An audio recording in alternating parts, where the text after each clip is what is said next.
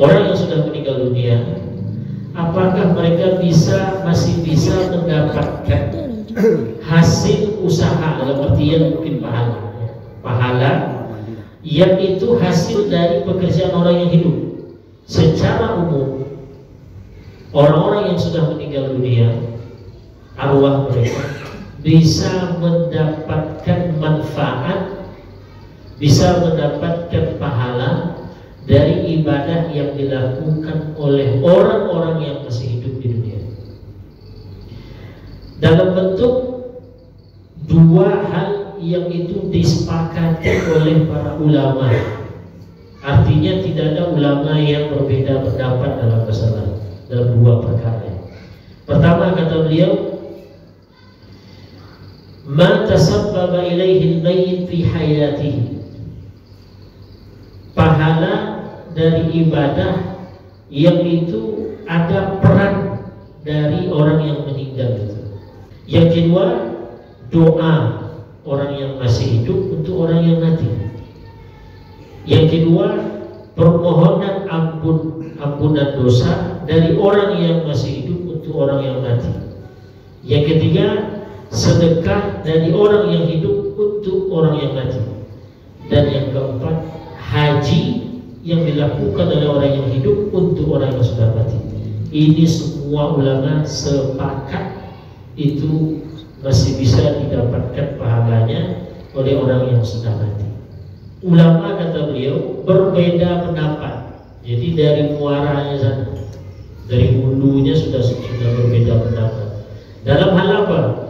Dalam hal ibadah-ibadah fisik seperti puasa, sholat, baca Quran, zikir. Ibadah-ibadah yang seperti ini kalau dilakukan oleh orang yang hidup, kemudian niatnya dikirimkan pahalanya itu untuk orang yang mati, sampai atau tidak pahalanya? Kata beliau, ulama berbeda pendapat.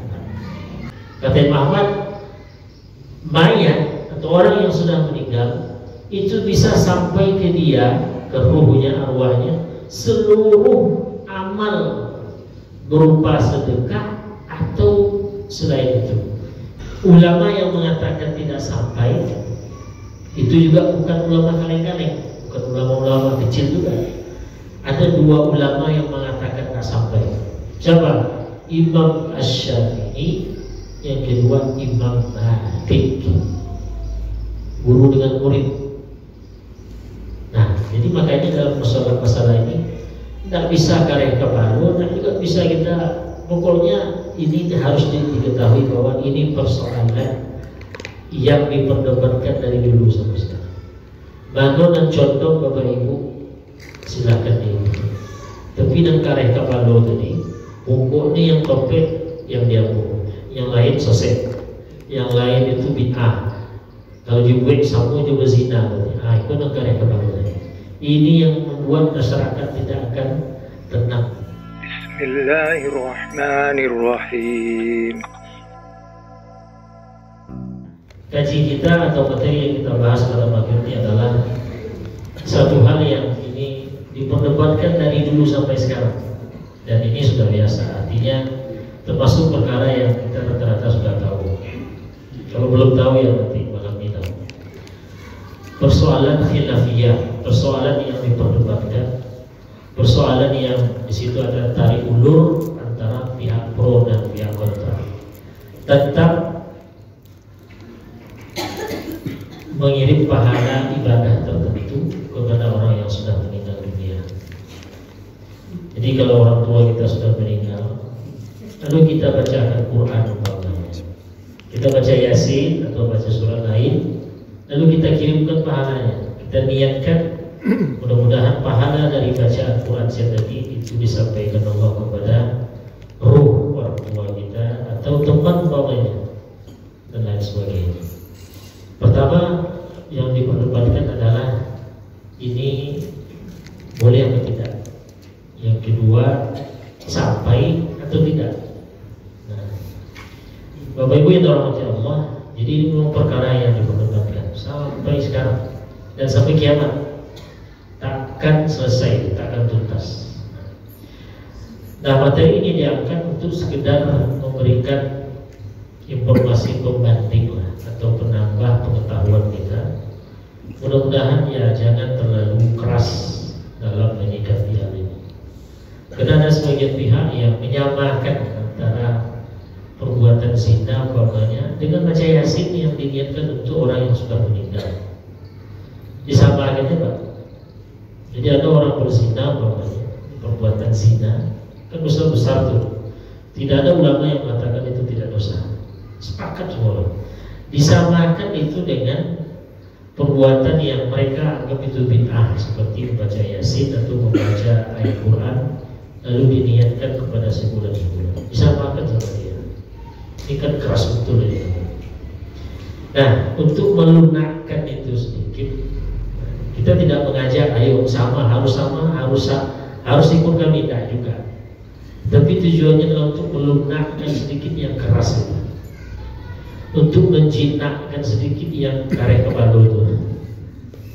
Keras kepala, kadang-kadang keras kepala. Nah, itu tadi Pak, menyamakan antara tradisi di masyarakat kita yang tadi baca surat tertentu lalu dikirimkan untuk orang yang meninggal yang diniatkan, disamakan dengan perbuatan berzina, mencuri lah. Itu kan perbedaannya beda sama sumur, antara langit dengan sumur gitu. Tapi ada orang yang model begini, ada orang model begini. Sangat yang menyedihkan lagi adalah yang keras-keras ini biasanya baru taubat 2 hari biasanya. Baru kenal cahaya sunnah, itulah istilahnya. Sekali baru kenal karyanya minta ampun. Ya. Jadi persoalan itu 2 Pak. Lunak bisa disuduh, itu kan masalah juga. Kareh tapi kareh menantiam itu masalah juga. Ya. Yuk kareh Pak, karena begitu kerasnya menantiam pula, itu persoalan juga ya. Lunak bisa Pak disuduh, serba salah. Yang bagus adalah ya lunak dia bisa disuduh. Kalau kareh pun jangan menantiam. Baik. Maka Bapak Ibu dirahmati Allah, ini saya ambilkan dari satu kitab.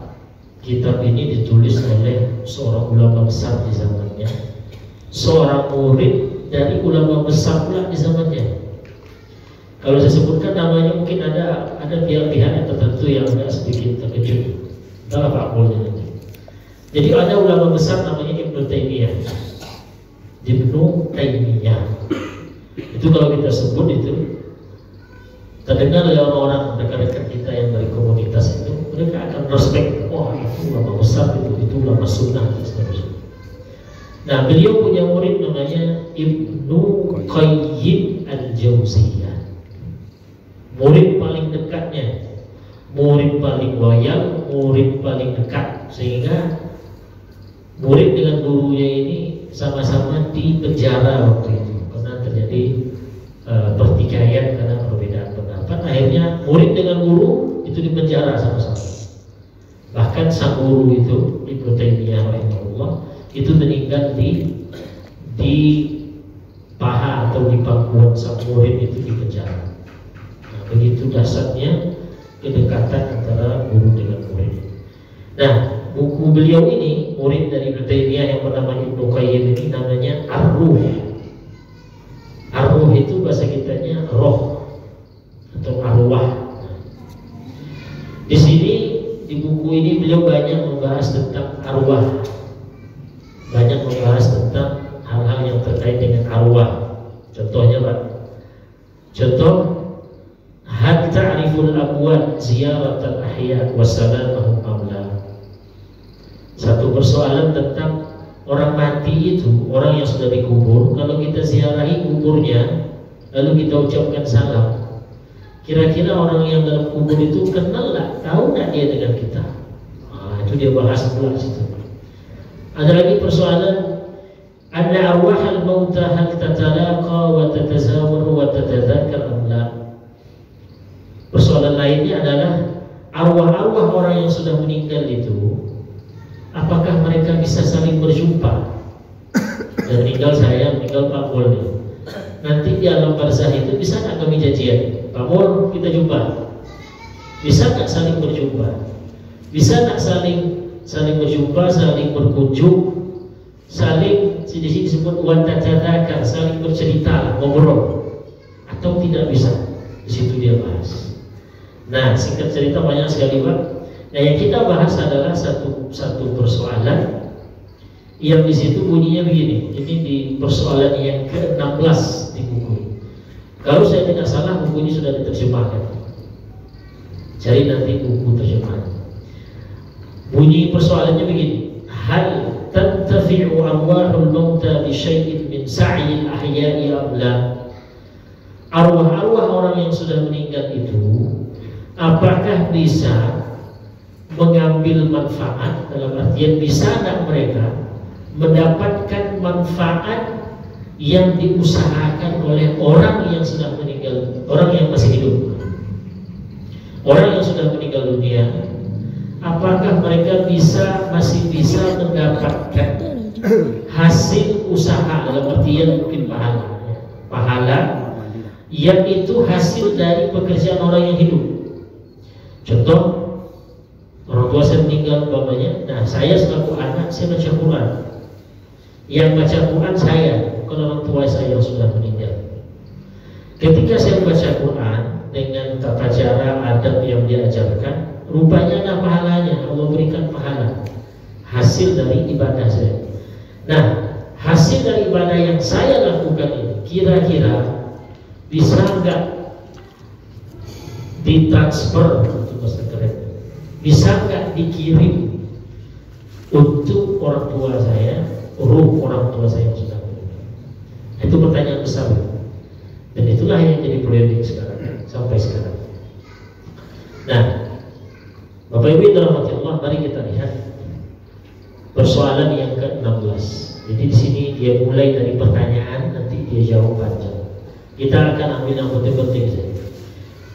Kata beliau, pertanyaannya tadi Bapak Ibu yang dirahmati Allah, apakah orang yang sudah mati arwahnya bisa mendapatkan manfaat dari usaha, dalam artian ibadah orang hidup? Itu pertanyaan. Orang yang sudah mati bisa nggak mendapatkan pahala dari ibadah yang dibuat oleh orang yang masih hidup? Apa jawaban beliau?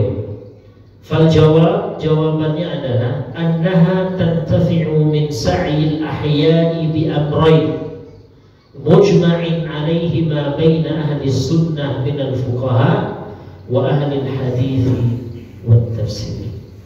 Kata beliau, secara umum orang-orang yang sudah meninggal dunia, arwah mereka bisa mendapatkan manfaat, bisa mendapatkan pahala dari ibadah yang dilakukan oleh orang-orang yang masih hidup di dunia, dalam bentuk dua hal yang itu disepakati oleh para ulama. Artinya tidak ada ulama yang berbeda pendapat dalam masalah, dalam dua perkara. Pertama, kata beliau, ma tasabbaba ilaihi al-mayyit fi hayatihi,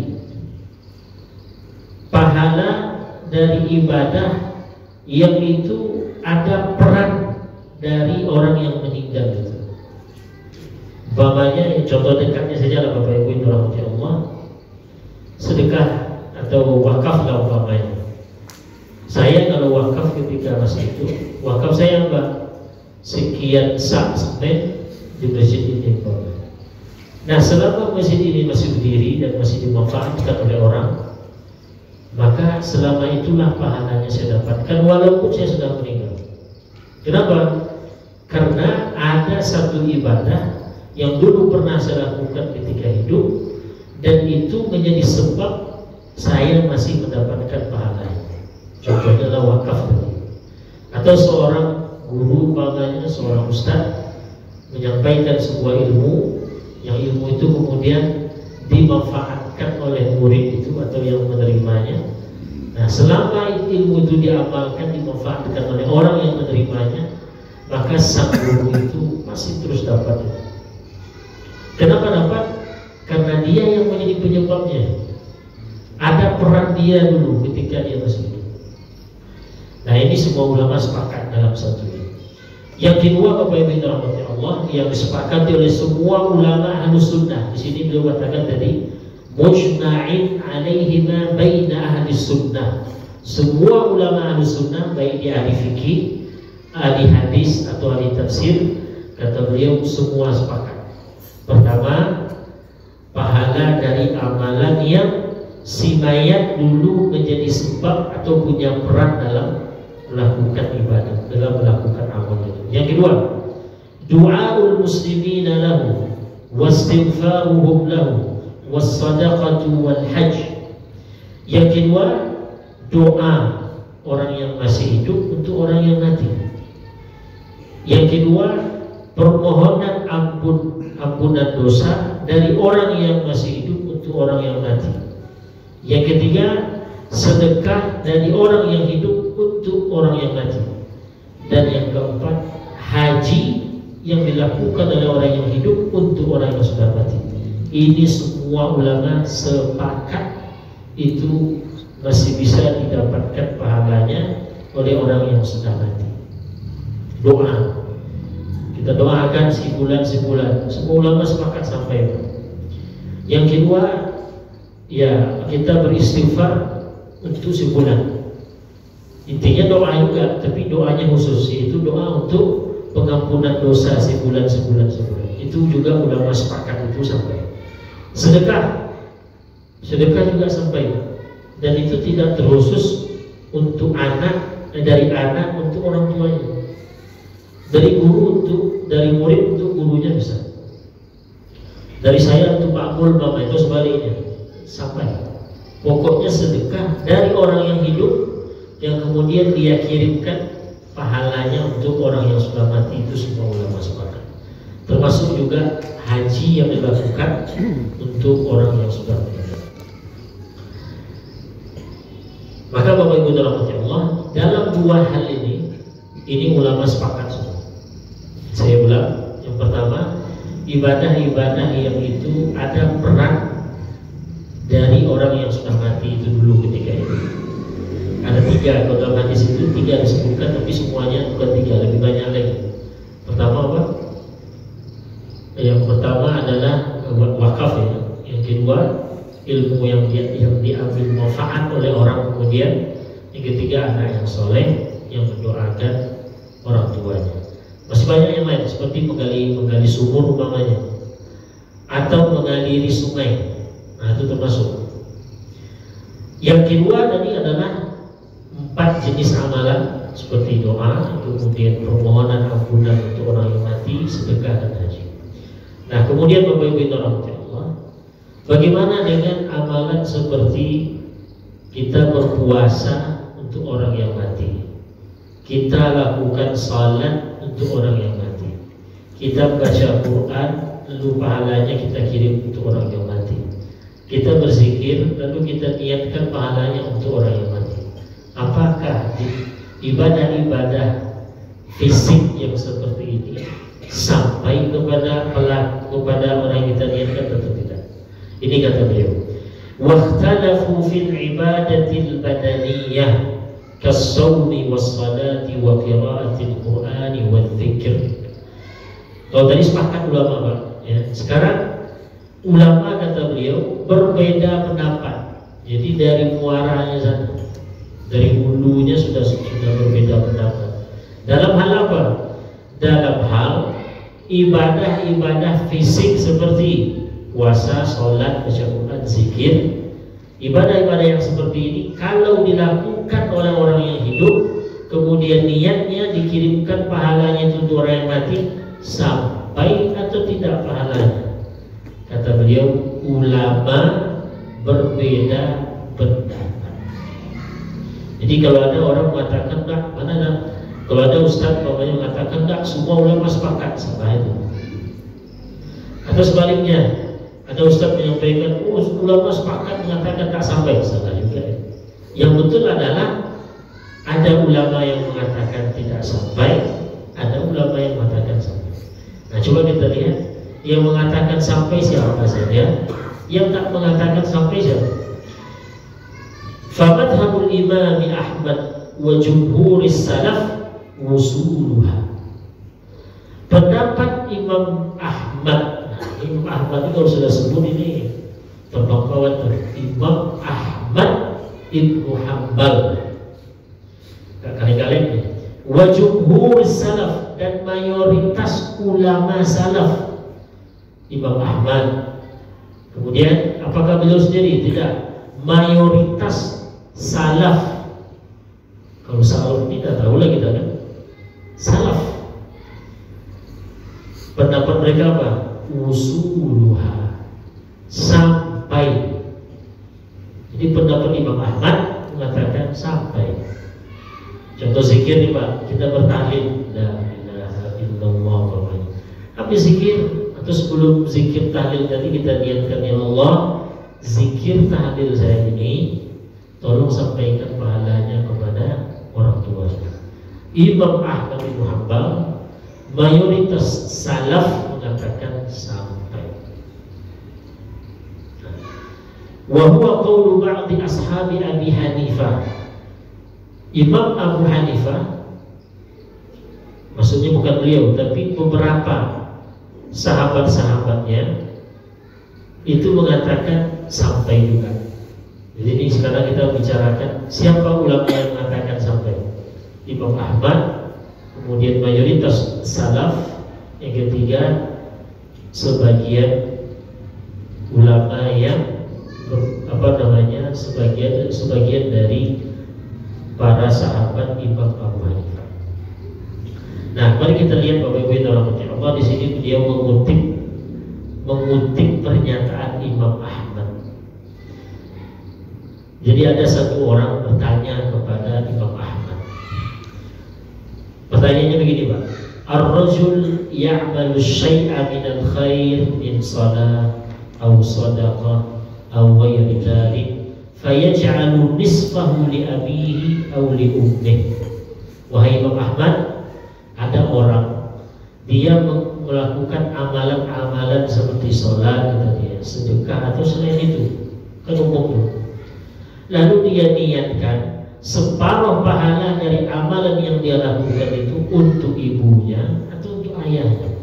Kira-kira sampai tak wahai Imam Ahmad? Kata Imam Ahmad apa dalam kutipan beliau? Qal arju. Arju itu bahasa Arab artinya mudah-mudahan. Bayangkan beliau tak bilang bid'ah. Bid'ah. Kata dia arju. Saya berharap atau ada versi lain jawaban Imam Ahmad. Al-mayyit yasilu ilaihi kullu syai'in min sadaqatin aw ghairiha. Ini jawaban Imam Ahmad dalam versi yang lain. Kata Imam Ahmad, mayat atau orang yang sudah meninggal itu bisa sampai ke dia, ke ruhnya, arwahnya, seluruh amal berupa sedekah atau selain itu. Jadi Imam Ahmad tidak membeda-bedakan dalam riwayat ini. Oh, tunggu dulu. Kalau haji sampai, kalau apa lagi bawahnya. Tapi kalau baca Yasin, baca Quran tak sampai. Imam Ahmad tidak mengecualikan. Imam Ahmad dalam riwayat ini kata dia al-mayyit yasilu ilaihi kullu syai'in min sadaqatin aw ghairiha. Mayat bisa mendapatkan pahala setiap atau seluruh amalan berupa sedekah atau yang tidak berupa sedekah. Sudah dua versi jawabannya. Wa qala aidan, ada lagi ucapan Imam Ahmad yang ketiga yang dikutip oleh Ibnu Qayyim. Ibnu Qayyim ini Bapak Ibu, dia ulama bermazhab Imam Ahmad Ibnu Hanbal. Jadi kalau ada orang bilang jangan-jangan salah tuh Ibnu Qayyim, bukan Imam Ahmad itu. Kita bilang masa Imam Ibnu Qayyim tidak tahu atau mengarang-arang, sementara beliau itu termasuk ulama besar yang bermazhab Imam Ahmad. Kalau yang menyebut tadi itu ulama mazhab Hanafi mungkin oke lah, bisa kita terima. Tapi beliau ulama besar di lingkungan mazhab Imam Ahmad Ibnu Hanbal. Berarti gak kaleng-kaleng. Berarti pengetahuan beliau tentang ucapan Imam Ahmad, riwayat ucapan Ahmad itu lebih banyak. Logikanya begitu. Yang ketiga, pernyataan Imam Ahmad, kata beliau, Iqra ayatul kursi salasa marrat wa qul huwallahu ahad wa qul Allahumma inna fadlahu li ahli maqabir. Ini kalau dibaca kawan-kawan nih lagu nanti deh. Kata Imam Ahmad, ini ceritanya tentang ziarah kubur ya Pak. Ini kan ada sebagian pendapat mengatakan baca Quran, sholat di kuburan itu tidak boleh. Oke, kita terima, kita anggap itu memang perbedaan pendapat. Tapi tolong dilunakkan sedikit. Jangan keras-keras kepala tadi. Imam Ahmad apa kata beliau? Iqra, bacalah. Ada dibaca Imam ayatul kursi, ayat kursi. Salasa marrat, 3 kali. Jadi kalau kita mau ziarah kubur, kata beliau, baca 2 ini. Pertama, ayat kursi 3 kali kata beliau. Di sini tak disebutkan hadisnya Pak. Kalau kita tanya Muhammad, mana dalilnya? Apa ya saya jawabnya tuh. Di sini tak disebutkan dalilnya. Jadi kata Muhammad, kalau mau ziarah kubur, datang ke kuburan itu, di antara amalannya apa? Baca ayat kursi 3 kali. Wa qul huwallahu ahad. Baca pula surat Al-Ikhlas. Setelah itu apa? Katakan kata beliau, Allahumma, berdoa berarti, ya Allah, inna fadlahu li ahli maqabir. Bahas terjemahan di bahasa ini, ya Allah, pahala dari yang saya baca tadi, atau pahala bacaan ayat kursi saya, surat Al-Ikhlas, atau keutamaan dari surat, dari ayat dan surat yang saya baca ini, ya Allah, saya niatkan untuk orang yang ada di kuburan. Itu sekelas Imam Ahmad Ibnu Hanbal. Nah, kalau kita biasanya baca apa Pak? Yasin kan? Ya, Yasin kita bacakan. Dan ada masalah. Oh, nak saya harus beda. Apa dia baca surat Al-Kahfi baca? Hendak saya mau baca semua dari awal sampai akhir. Jadi ketika ziarah, selain dari mendoakan yang dikubur, kita amalkan ya seperti membaca Quran dan seterusnya. Bahkan Bapak Ibu dalam Allah, Imam Asy-Syafi'i dalam kitab Al-Umnya, bisa dicek itu kebenarannya, di pembahasan tentang penyelenggaraan jenazah. Jadi beliau ketika sesudah mayat itu dikuburkan, masukkan dalam lahan, ditimbun. Nah kata beliau apa? Wa uhibbu. Wa uhibbu itu bahasa Inggrisnya I like. Saya suka. Saya suka. Suka apa? Lau quri'a, kalau dibacakan apa? Tak mungkin puisi, tak mungkin syair, tak mungkin apa. Itu ucapan. Saya suka kata beliau kalau baca Quran. Dalam riwayat lain itu disebutkan juga bahkan dikhatamkan. Bayangkan dikhatamkan Quran itu. Setelah itu apa? Panjatkan doa untuk yang baru dikubur. Ini yang kita pakai Pak. Jadi buya-buya kita dulu, kiai-kiai kita dulu, tak mengarang-arang sebetulnya. Bukan dapat dalam mimpi, sudah makan tak. Karena mereka kalau tidak mendengarkan dari guru, ya yang kedua mereka baca, mereka jumpai di kitab. Itu aja sebetulnya. Kalau yang mengarang-arang itu nak kiai, itu nak buayo itu. Yang mereka amalkan, yang mereka tunjukkan ke masyarakatnya dulu, ke warga, ke semuanya. Itu kalau bukan dari gurunya, ya dari apa yang mereka baca, mereka jumpai itu. Nah kalau yang mengarang-arang, nah, itu mungkin ada makhluknya. Inna rahmatullahi maqali itu bisa jadi. Nah, tapi kalau yang seperti ini itu bukan dikarang-karang. Nah, jadi kata Imam Syafi'i, setelah mayat dikuburkan, kata beliau, saya suka baca Quran. Di mana? Bukan di rumah, Pak, di situ. Karena ceritanya habis menguburkan, masuk ke dalam lahan, timbul, ngapain? saya suka baca Quran dulu. Kalau bisa dikhatamkan, setelah itu baru dipanjatkan doa kepada Allah untuk ayat. Kemudian Bapak-Ibu dirahmati Allah, wal masyhur min madhhab asy-Syafi'i wa Malik anna dzalika la yasna. Ulama yang mengatakan tidak sampai itu juga bukan ulama kaleng-kaleng, bukan ulama-ulama kecil juga. Ada dua ulama yang mengatakan tidak sampai.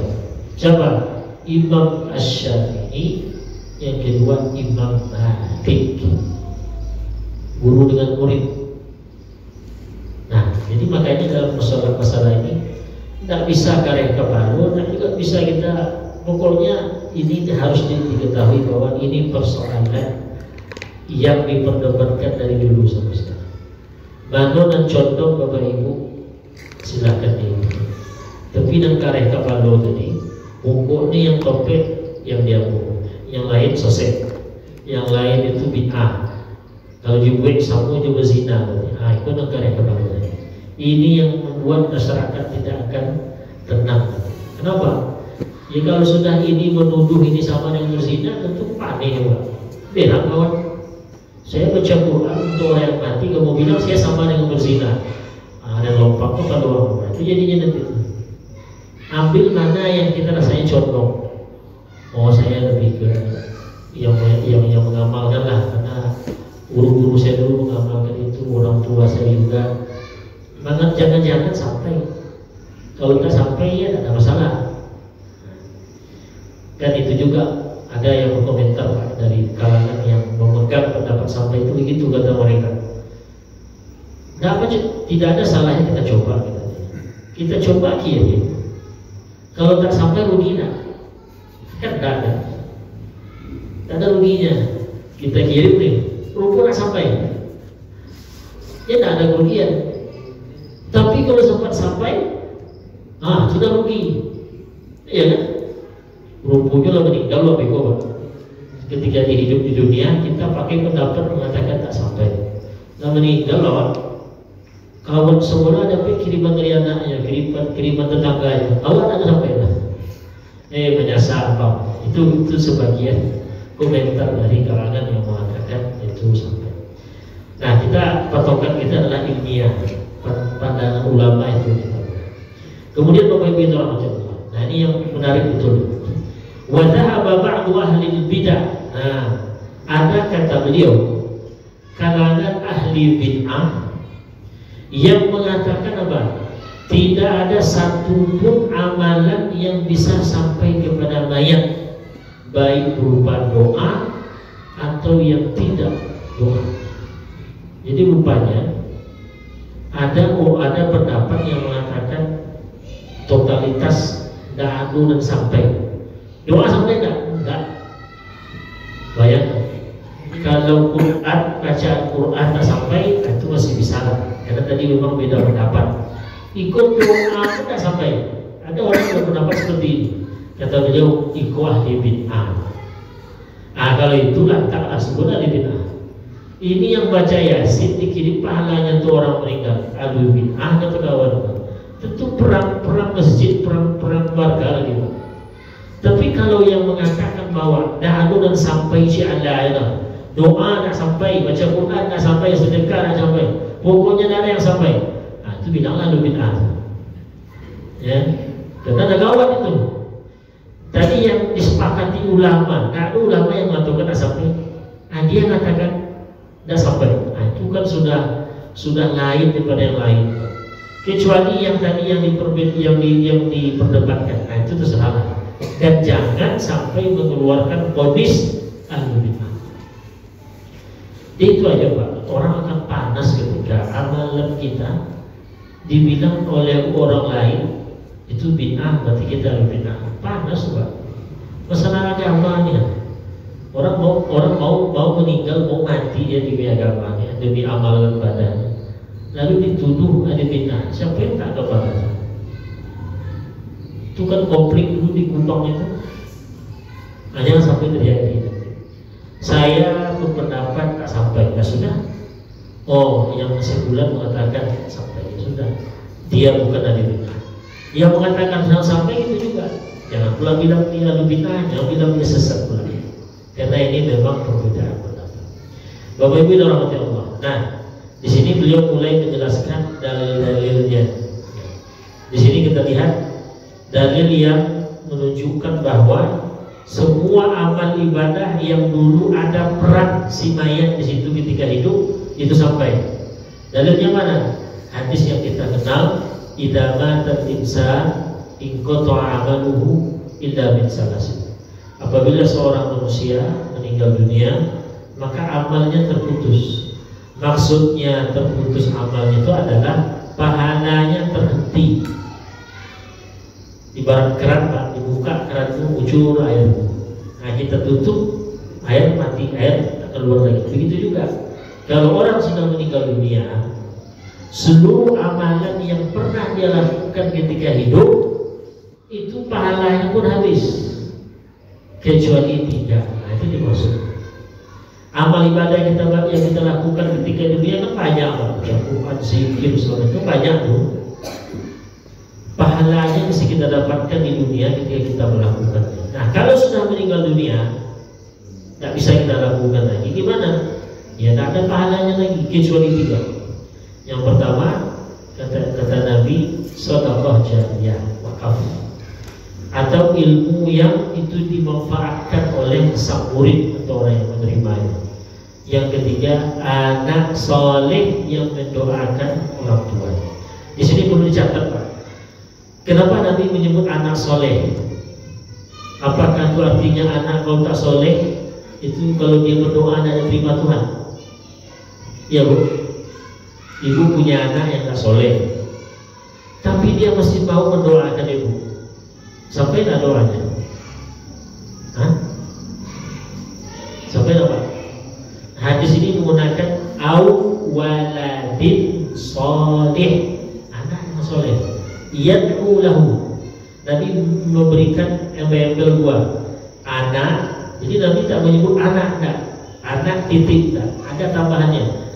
Atau seorang anak yang soleh lagi mendoakannya. 2. Soleh, Pak.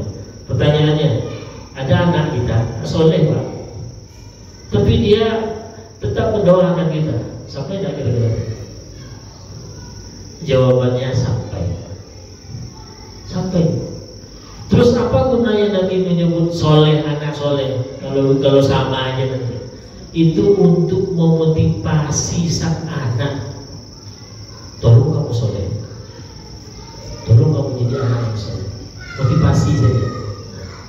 Yang ulahu, yang mendoakannya. Berarti anak soleh itu atau anak yang tak soleh tadi itu baru bermanfaat untuk orang tuanya yang sudah meninggal kalau dia mendoakan. Berarti kalau tak mendoakan, tak bermanfaat. Nah, gimana tuh, Pak?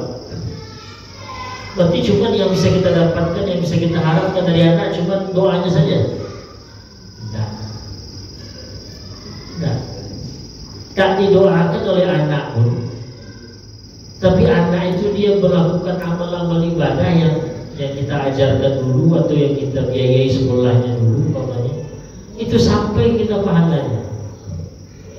Jadi jangan dipahami yang bisa diharapkan, yang bisa didapatkan oleh orang tua dari anaknya hanya sebatas doa saja. Itu sedih kali kita. Kita habis berapa duit kita habiskan untuk dikolahkan anak kita.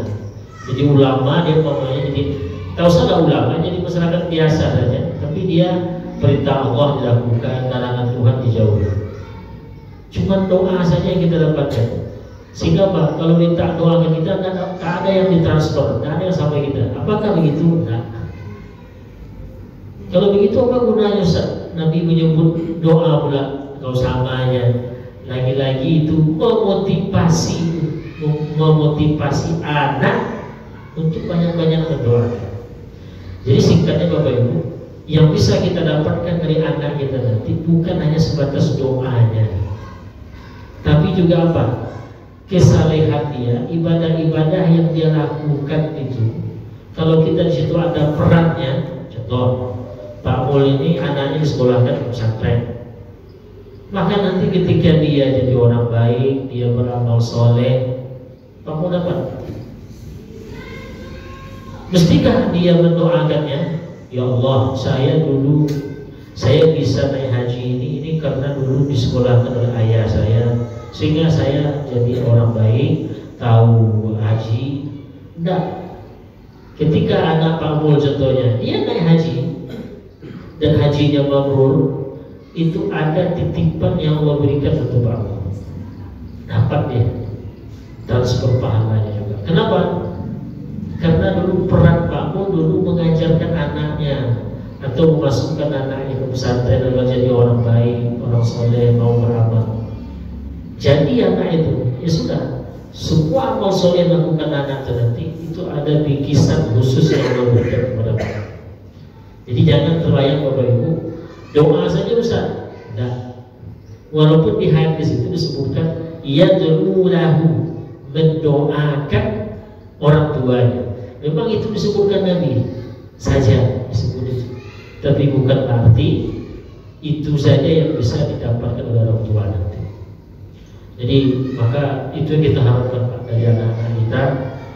Walaupun dia mungkin tak banyak mendoakan kita, tapi kalau dia jadi orang soleh, jadi orang baik, dan kita ada peran di situ. Ya, contoh dekatnya tadi kita yang menyekolahkan dia dulu sekolah agamanya, kita nasihati dulu dia gini, ternyata dilakukannya. Nah, kita dapat peran. Kemudian hadis berikutnya Bapak Ibu dirahmati Allah, ini bukti bahwa yang sampai ke mayat itu bukan hanya 3 tadi. Dalam sebuah hadis itu riwayat Ibnu Majah, kata Nabi, "Innama yulhaqul mu'min min 'amalihi wa hasanatihi ba'da mautihi." Singkatnya Bapak Ibu, dalam hadis ini disebutkan pahala yang bisa diterima oleh orang mukmin sesudah dia mati. Pertama, ilmu yang dia ajarkan. Yang kedua, anak soleh. Lagi-lagi anak soleh. Soleh itu bukan berarti kalau tidak soleh tidak berguna, tidak bisa memberikan kepada apa-apa kepada anak, kepada orang tuanya. Atau dia meninggalkan mushaf. Maka di sini ada banyak makam mushaf. Au masjidan banahu, atau masjid yang dia bangun. Nah begini Pak, kata masjid itu dulu itu tidak seperti yang kita bayangkan sekarang, besar, megah, mewah. Masjid itu sebetulnya tempat khusus untuk melakukan salat berjamaah 5 waktu. Model langgar lah, model surau-surau yang dibuat orang tua-tua dulu, surau, langgar, apa itu? Itulah masjid itu. Jadi jangan bayangkan masa ya bisa Ustaz, saya bikin satu masjid. Orang kayu-kayu itu bisa tuh Ustaz. Bisa dibikin masjid harga sekian M, bisa tuh Ustaz. Awak bisa. Nah, masjid itu, konsep masjid itu harus dipahami. Bapak pulang ke rumah bapaknya, Bapak bikin surau, langgar, apa biaya cuma bapaknya. Tapi kalau itu dikhususkan untuk masyarakat sholat 5 waktu berjamaah, itu udah masjid itu. Maka yang kita sebut dengan nama musola atau langgar, surau, kalau di situ diamalkan sholat berjamaah 5 waktu, itu masjid. Masjid itu Pak. Jadi yang model begini apa Ustaz? Bisa masjid, bisa yang di atas masjid, namanya jami'. Kalau kita gabung tuh masjid jami' kata kita. Jami' itu dia kelasnya lebih tinggi dari masjid. Kalau masjid itu tadi tempat khusus untuk dilakukan sholat 5 waktu berjamaah. Kalau ditambah situ pelaksanaan sholat Jumat, itu namanya masjid jami'. Nah kalau di sini kan jami' nih Pak. Sini ada sholat Jumat kan? Nah jami' kan. Nah yang kita sebut surau langgar di kampung-kampung itu, asalkan di situ rutin sudah menjadi tempat pelaksanaan 5 waktu, itu masjid itu Pak. Jadi jangan bayangkan nanti membangun masjid itu termasuk yang nanti pahalanya tetap sampai kepada kita walaupun sudah meninggal. Terbayang marinya, dia yang modal di masjid. Nah, Jangan dibayar yang mewah itu. Baik surau. Asalkan dipakai di waktu sudah itu ditulis. Au baitan libni sabil. Nah ini termasuk juga amal yang pahalanya mengalir kepada kita walaupun sudah meninggal, Pak. Membuat rumah penginapan atau tempat istirahat bagi musafir. Apa ya kan? Orang bikin hotel, hotel segala macam kan. Kita enggak yang kayu-kayu, yang panjang mabit piti. Nah ini caranya. Cari jalan-jalan yang itu banyak dilintasi oleh para musafir. Bikin rumah situ, tulis rumah penginapan musafir. Itu dikelola dengan baik, tanpa dipungut bayaran umpamanya. Ya tentu ya salahnya itu. Itu jadi sama dengan masjid jadinya, Pak. Sama kita jadinya membangun masjid. Dalam artian pahalanya sampai tetap kita dapatkan sampai kita meninggal itu masih dapat. Namanya tempat istirahat atau tempat penginapan atau istirahat bagi ibnus sabil, bagi orang yang berjalan atau orang yang sedang musafir. Ini yang mungkin jarang dibuat. Ini yang masih jarang dibuat. Kalaupun tidak, hotel umpamanya khususkan sekian kamar, bisa juga. Wah bisnis Ustaz saya bisnis Ustaz, payah menerima kalau nama itu oke.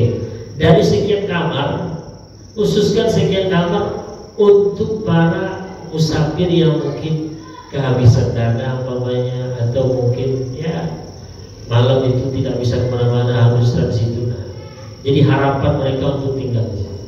Nah itu jadi bisa juga dijadikan ladang amal. Au nahran aqrah, atau sungai yang dia aliri. Sungai yang dia aliri. Maka kalau kritik internal Bapak Ibu, konsep ada di awal, prakteknya ada di Eropa. Agama kita menganjurkan itu. Kalian kalau mau amal ibadah yang pahalanya sampai mati pun masih dapat, kata Nabi, tolong alirkan sungai. Awak tak? Mulai sampai ketek-ketek sampai yang besar buang. Berarti kan konsep ada sama kita, prakteknya ada di Eropa. Coba bandingkan sungai di Jakarta mana yang paling jernih dengan sungai yang ada di Eropa. Padahal mereka tidak termotivasi menjaga sungai itu karena amal soleh. Mana ada di gaji mereka? Nah, itu gaji mereka. Mari kita beramal soleh, kita alirkan sungai, kita jaga. Kita yang ada. Tapi prakteknya cukup tengok. Mode ayat, mode ayat danau tersumbat. Sementara Nabi tidak. Nabi mengatakan naharan akrahu. Berikutnya di sini tak disebutkan, tapi di hadis lain disebutkan sumur. Bayangkan Pak. Jadi kadang-kadang Bapak Ibu, orang yang punya duit itu susah dia mau beramal, karena mungkin informasi tentang wawasan tentang amal soleh itu sedikit yang dapatkan. Bapak Ibu kalau ada duit yang agak besar jumlahnya, daripada Bapak beli yang sesuatu yang mungkin tidak tahan lama, lebih baik saya usulkan ya, atau katakanlah tawaran, cari rumah-rumah, cari kawasan yang di situ airnya susah. Masyarakat yang bergantung pada sungai umpamanya, atau lembaga-lembaga sekolah pesantren yang dia masih butuh air. Buat sumur di situ, sumur bor tuh. Nah, buat di situ. Selama sumur itu dimanfaatkan oleh para santri, selama sumur itu dimanfaatkan oleh warga di situ, selama itulah pahala kita dapat. Aku bayar, nah bayar. Pak RT umpamanya itu Pak Mul, warga di sini siapa yang belum ada sumur bornya, saya yang nanggung, itu wakaf saya untuk rumah saya. Jadi mudah-mudahan bermanfaat, dan insyaallah kita lanjutkan kalau ada mendadak.